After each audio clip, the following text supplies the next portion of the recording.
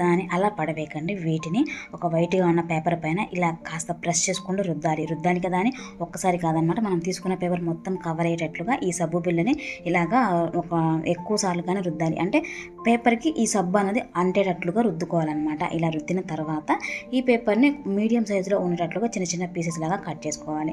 ఇలా కట్ చేసుకున్న వాటిని మనం జర్నీ చేసే టైంలో చేతులు కడగడానికి స్పెషల్గా హ్యాండ్ వాష్ని క్యారీ చేయాల్సిన అవసరం లేకుండా ఇలాంటి పేపర్ని క్యారీ చేసుకోవడం వల్ల మనం చేతులు కడుక్కోవాలన్నా ఫేస్ వాష్ చేసుకోవాలన్నా సరే చాలా బాగా యూజ్ అవుతుంది. ఇక్కడ నేను కట్ చేసుకున్న తర్వాత చేతులు కడుగుతున్నాను చూడండి. ఇవి పేపర్సే కాబట్టి మనకి తక్కువ స్పేసే పడుతుంది. సో డెఫినెట్గా ట్రై చేయండి. ఇది కూడా మనకి జర్నీ చేసే టైంలో చాలా బాగా యూజ్ అవుతుంది.